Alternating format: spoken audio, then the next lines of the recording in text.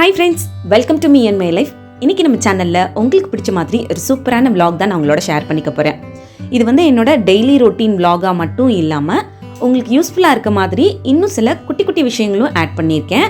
அதோட ஒரு சின்ன க்ளீனிங் அண்ட் ஆர்கனைசிங் வீடியோ கிளிப்பிங்கும் ஆட் பண்ணியிருக்கேன். ஸோ இந்த வீடியோ உங்களுக்கு ரொம்பவே யூஸ்ஃபுல்லாகவும் இருக்கும், இன்ட்ரெஸ்டிங்காகவும் இருக்கும்.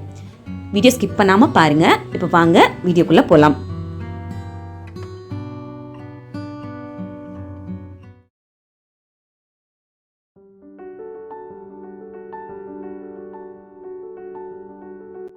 இந்த vlog எடுத்த அன்றைக்கி மார்னிங் பார்த்தீங்கன்னா அழகாக வாசல்லாம் பெருக்கி தண்ணி தெளித்து குட்டியாக ஒரு கோலம் ஒன்று போட்டு முடிச்சுட்டு பாலெல்லாம் எடுத்து வச்சாச்சு. டீ போட்டுட்டு சைடில் பருப்பு வேக வைக்கணும். ஸோ இன்றைக்கி வந்து சாம்பார் சேப்பக்கிழங்கு வறுவல் தான் பண்ண போகிறேன். கூடவே கொஞ்சமாக ரசம் வச்சுப்பேன் மதியத்துக்கு. ஸோ மார்னிங் பார்த்திங்க அப்படின்னா கொஞ்சம் குருமா குழம்பு மாதிரி, அதாவது அதை நீங்கள் குருமான்னு சொல்ல முடியாது, குழம்புன்னு சொல்ல முடியாது, பார்க்குறதுக்கு குழம்பு ஸ்டைலில் இருக்கும். பட் இந்த குருமாவோட டேஸ்ட்டும் அந்த குழம்புல இருக்கும். ரொம்ப குழப்புறேனோ, ஆனால் அந்த குழம்போட டேஸ்ட் வந்து எக்ஸலண்ட்டாக இருக்குங்க. நம்மளோட குக்கிங் சேனலில் ஷேர் பண்ணுறேன். வாசலில் வந்து சூப்பராக கோலம் போட்டு முடித்தாச்சு. ஸோ உள்ளே போயிட்டு பால் காய்ச்சுற வேலை வந்து பார்க்கணும். நான் வாசலில் வந்து ஒரு சின்னதாக ஒரு செடி ஒன்று வச்சுருக்கேன். அது ஸ்வர்க்கம்னு சொல்லிட்டு, அது வந்து வாஸ்து செடி. வீட்டில் நல்ல பாசிட்டிவ் வைப்ரேஷன்ஸ்லாம் கொடுக்கும். ஸோ அது நல்லா வாசலில் வந்து வச்சுருக்கேன். இப்போ வந்து பால் காய்ச்சியாச்சு. சைடில் வந்து பருப்பு வச்சு விட போகிறேன். அது வெந்துட்டு இருந்துச்சுன்னா அந்த கேப்பில் டீ போட்டு முடிச்சிருவேன். இன்றைக்கி முள்ளங்கி சாம்பார் தான். நான் வந்து ஆல்ரெடி அடிக்கடி சாம்பார்லாம் வந்து நம்மளோட சேனலில் காட்டிகிட்டு தான் இருக்கேன். ஸோ அதனால இன்றைக்கி பெருசாக சாம்பார் ரெசிபி எதுவும் காட்ட போகிறதில்ல. மார்னிங் வந்து சப்பாத்தி, பூரி, அதுக்கப்புறம் நான் சொன்ன குருமா குழம்பு. அந்த குருமா குழம்பு பார்த்திங்கன்னா வீட்டில் வச்சு ரொம்ப நாள் ஆச்சு. அது சப்பாத்தி பூரியோடையெல்லாம் தொட்டுக்கிறதுக்கு ரொம்ப நல்லா இருக்குங்க. அதனால தான் இன்றைக்கி அதை ப்ரிப்பேர் பண்ண போகிறேன். அப்புறம் இப்போ வைக்கக்கூடிய சாம்பார் வந்து ஆஃப்டர்நூன் லஞ்சுக்கும் நைட்டு டின்னருக்கும் யூஸ் பண்ணிக்கிற மாதிரி. நைட்டு வந்து தோசையோ இட்லியோ தான் பண்ணுவோம். ஸோ அது நல்ல சாம்பார் இருந்துச்சுன்னா கரெக்டாக இருக்கும். ப்ளஸ் ஏதாவது ஒரு சட்னி வந்து அரைச்சிப்பேன் நைட்டுக்கு. அப்படியே என்னோடய சமையல் வேலைகளை பார்த்துட்டு உங்களுக்கு யூஸ்ஃபுல்லாக இருக்க மாதிரி சில டிப்ஸ் வந்து இப்போ ஷேர் பண்ணிக்க போகிறேன். டிப்ஸ் எல்லாமே யாருக்கெல்லாம் யூஸ்ஃபுல்லாக இருக்கும் அப்படின்னு பார்த்தீங்கன்னா, வீட்டை எப்பவும் க்ளீனாக வச்சுக்கிறது, ஆர்கனைஸ்டாக வச்சுக்கிறது பிடிக்கும் அப்படின்னா கண்டிப்பாக நான் இப்போ சொல்ல போகிற டிப்ஸுமே உங்களுக்கு ரொம்ப பிடிக்கும், யூஸ்ஃபுல்லாகவும் இருக்கும். எனக்கு பொதுவாக வீட்டை எப்போவுமே க்ளீனாக ஆர்கனைஸ்டாக வச்சுக்கிறது ரொம்ப பிடிக்குங்க. அதுக்கு நான் ரொம்ப நாளாகவே வந்து ஒரு ஷெடியூல் ஃபாலோ பண்ணிட்டு தான் இருக்கேன். என்னோடய குக்கிங் சேனல்லையுமே வந்து பார்த்திங்கன்னா ஒரு 2-3 இயர்ஸ்க்கு முன்னாடியே இந்த மாதிரி சில டிப்ஸ் எல்லாம் வந்து ஷேர் பண்ணியிருப்பேன். ஸோ அப்போத்துலேருந்தே பார்த்திங்கன்னா நிறைய விஷயங்கள் வந்து ரெகுலராக ஃபாலோ பண்ணிகிட்டு இருக்கிறதுனால வீடு எப்போவுமே வந்து பளிச்சுன்னு வச்சுக்கிற மாதிரி தான் நான் பார்த்துப்பேன். ஸோ எனக்கு வந்து அது ஒரு மாதிரி ஹாப்பியாக இருக்கும். ஒவ்வொரு விஷயத்தையும் பார்த்து பண்ணுவேன். வீட்டை ஆர்கனைஸ்டாக வச்சுக்கிறதுலையும் சரி, க்ளீனாக அழகாக வச்சுக்கிறதுலையுமே ரொம்ப மெனக்கிடுவேன். ஃபஸ்ட்டு வீடு க்ளீனாக இருக்கணும், அதுக்கப்புறம் தான் அழகாக வச்சுக்கிறத பற்றி யோசிப்பேன். ஸோ அந்த மாதிரி உங்களோட வீட்டை எப்போவும் நீங்கள் க்ளீனாக வச்சுக்கணும் அப்படின்னு நினச்சிங்கன்னா சில விஷயங்களை நீங்கள் ரெகுலராக ஃபாலோ பண்ணால் மட்டும்தான் அப்படி வந்து நீங்கள் க்ளீனாக மெயின்டைன் பண்ண முடியும். இன்றைக்கி பண்ணுறீங்க, அப்புறம் நாளைக்கு சோம்பேறித்தனமாக இருக்குது, நாளைக்கு வேணாம், நாளன்னைக்கு பார்த்துக்கலாம் அப்படின்னு சொல்லிட்டு ஒரு வேலையை பெண்டிங்கில் போட்டுட்டீங்க அப்படின்னா அந்த வேலை பெண்டிங்கில் இருக்க உங்கள் வீட்டில் வந்து சில வேலைகள் வந்து நடந்திருக்காது. ஸோ அதனால வீடு வந்து ஆர்கனைஸ்டாக இருக்காது, க்ளீனாக இருக்காது. ஸோ அதனால் எந்த வேலைகளுமே பெண்டிங்கில் போடாதீங்க. நீங்கள் எப்போ நினைக்கிறீங்களோ அந்த வேலையை அப்போவே செஞ்சு முடிக்கிறதுக்கு ட்ரை பண்ணுங்கள். அப்படி பண்ணும்போது வீட்டில் ஜாஸ்தியாக வேலைகள் சேராது. ப்ளஸ் அதனால வீடு க்ளீனாக இல்லாமல் போகிறது, ஆர்கனைஸ்டாக இல்லாமல் போகிறது, இதெல்லாம் வந்து நம்ம அவாய்ட் பண்ணிக்க முடியும். அடுத்து நான் சொல்லக்கூடிய டிப் வந்து பார்த்திங்கன்னா ரொம்ப சிம்பிளாக எல்லாரும் ஃபாலோ பண்ணக்கூடிய டிப்ஸ் தான். சில பேருக்கு வந்து அது கொஞ்சம் சோம்பேறித்தனமாக இருக்கும், அப்புறமா பண்ணிக்கலாம் அப்படின்னு நினைப்போம். ஸோ அதை வந்து பண்ணாதீங்க. என்னென்னா மார்னிங் எழுந்ததுமே பெட்டை வந்து நீட் பண்ணி வைக்கிறது. பெட்டை வந்து அப்படியே களைஞ்சி போட்டு அப்படியே அப்புறமா பண்ணிக்கலாம் அப்படின்னு சொல்லிட்டு போட்டுட்டு வராதிங்க. அது வீட்லேயுமே வந்து ஒரு மாதிரி நெகட்டிவான எனர்ஜியை வந்து க்ரியேட் பண்ணும். ப்ளஸ் பார்க்குறதுக்குமே வந்து வீடு ஒரு மாதிரி மெஸ்ஸியாக இருக்க மாதிரி இருக்கும்.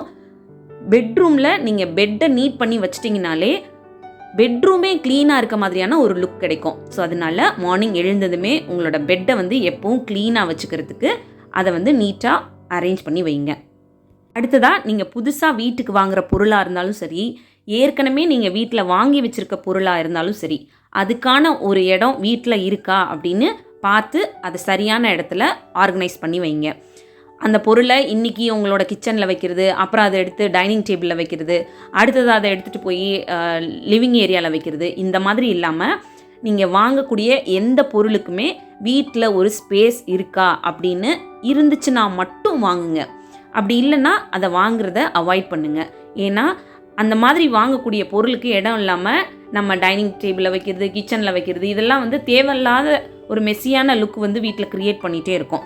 ஸோ இதை அவாய்ட் பண்ணுறதுக்கு நீங்கள் எந்த பொருள் வாங்கினீங்கனாலும் அதுக்கான இடம் வீட்டில் இருந்துச்சுன்னா மட்டும் வாங்குங்க. அடுத்ததாக, வீட்டில் வாஷ் பண்ணாத ட்ரெஸ்ஸு ஒரு பக்கம் சேர்ந்துட்டே இருக்கதை முடிஞ்ச வரைக்கும் அவாய்ட் பண்ணுங்கள். அதுக்கு வந்து ஒரு சின்ன ஷெடியூல் க்ரியேட் பண்ணி வச்சுக்கோங்க.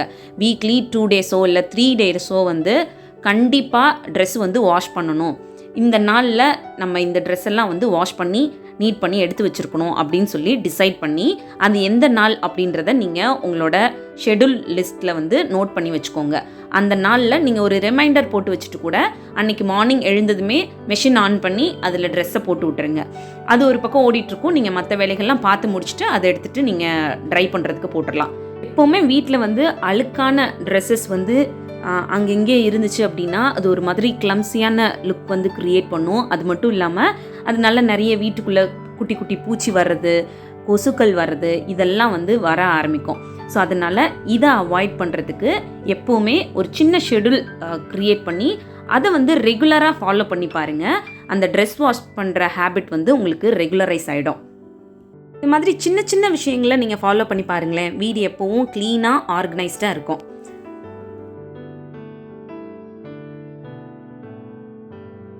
அடுத்ததாக, இந்த vlog எடுத்த அன்னைக்கு பெட்சைட் டேபிள் வந்து க்ளீன் பண்ணி ஆர்கனைஸ் பண்ண வேண்டியது இருந்துச்சு. ஸோ அந்த வேலைகளை வந்து ஸ்டார்ட் பண்ணிடலாம் அப்படின்னு பார்த்தேன். எங்களோட பெட் பார்த்தீங்கன்னா கிங் சைஸ் பெட். ஸோ இதில் வந்து 2 சைட்லையும் பார்த்தீங்கன்னா சைட் டேபிள் கொடுத்துருப்பாங்க பாக்ஸ் டைப்பில். ஸோ அதில் வந்து நம்மளுக்கு தேவையான திங்ஸ்லாம் ஆர்கனைஸ் பண்ணி வச்சுக்கலாம். முன்னாடி இருந்த வீட்டில் வேறு மாதிரி இதை ஆர்கனைஸ் பண்ணி வச்சுருந்தேன். பட் இந்த வீட்டுக்கு வந்ததுக்கப்புறம் எனக்கு இங்கே நிறைய கபோர்ட்லாம் வந்து கிடையாது இந்த வீட்டில்.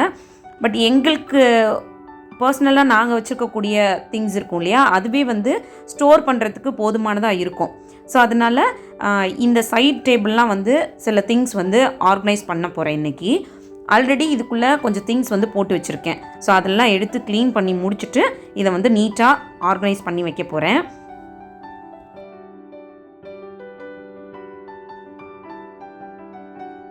ஸோ ஆர்கனைஸ் பண்ணுறதுக்கு முன்னாடி இதுக்குள்ளே என்னெல்லாம் திங்ஸ் இருக்குது அப்படின்றத பாருங்கள்.